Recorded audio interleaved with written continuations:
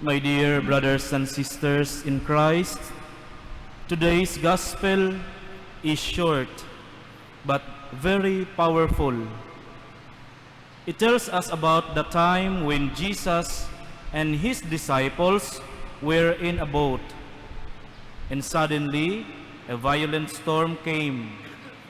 The waves were crushing, the boat was being swamped, and the disciples were terrified. But Jesus, he was asleep. Kung minsan, madalas sa ating buhay, yung akala nating natutulog lang ang Diyos sa kabila ng ating mga unos sa buhay. Yun yung akala natin.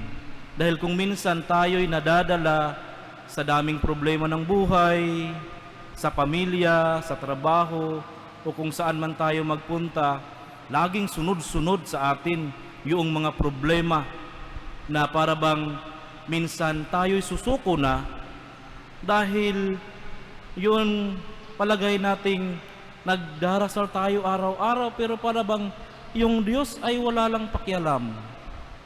Pero sa ebanghelyo natin ngayon, si Jesus ay nandoon, natutulog sa gitna ng unos sa buhay. Pero bakit? Dahil gusto ng Panginoon sa kabila ng ating kahirapan o mga pagsubok man, sa Kanya lang tayo kumakapit at umaasa. Anong ginawa natin minsan kapag tayo'y sinubok ng pagkakataon?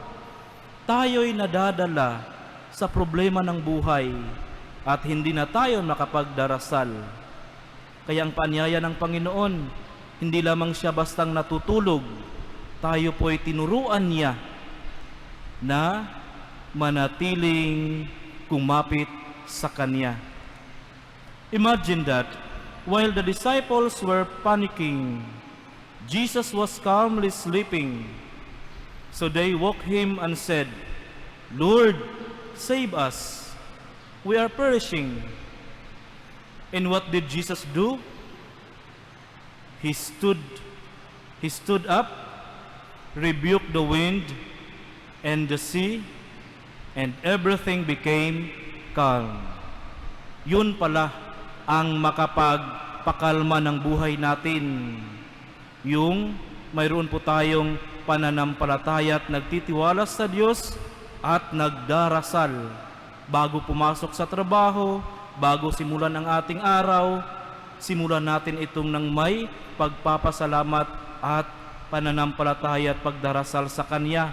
Then, ang lahat ng gagawin natin sa buong araw na ito'y kalmado lamang. Dahil kasama natin ang Diyos, iniimbitahan natin siya sa ating mga gawain sa buhay. Kaya nga kung minsan wag tayong magpapadala sa problema dahil yan lang ang magdadala sa atin sa kalungkutan. Why are you afraid? Oh, you little faith. Minsan, kunti lamang ang ating pananampalataya at pananalig sa Kanya, kaya madali tayong natitinag. Kahit na dito sa loob ng simbahan, hindi tayo makafocus na magdarasal sa Kanya dahil nga marami tayong alalahanin sa buhay. But Jesus still there. We all go through difficult times, sickness, family problems, financial struggles, fear about the future. Sometimes, we feel like the disciples, helpless and afraid. And sometimes, we wonder, Lord, are you sleeping? Don't you care? But Jesus reminds us today, He is always with us in the boat. Sa ating munting tahanan, sa ating munting trabaho, nandiyan ang Panginoong Hesus nag-aantay lamang at nakikinig sa ating mga hinaing. He may seem silent, but He is not absent. He is in control. The storm obeys His voice. And He asks us the same question. Why are you afraid? Fear is natural, but Jesus wants us to grow in faith, to trust that even in the storms, we are never alone.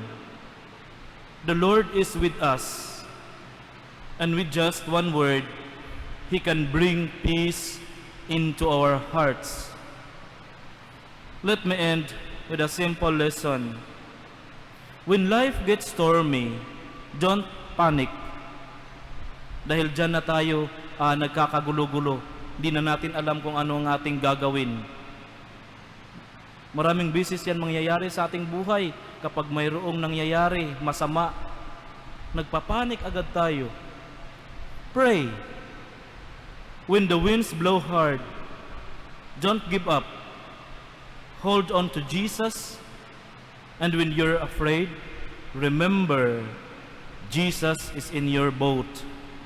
He may not always calm the storm right away, but He will always calm His child. Amen.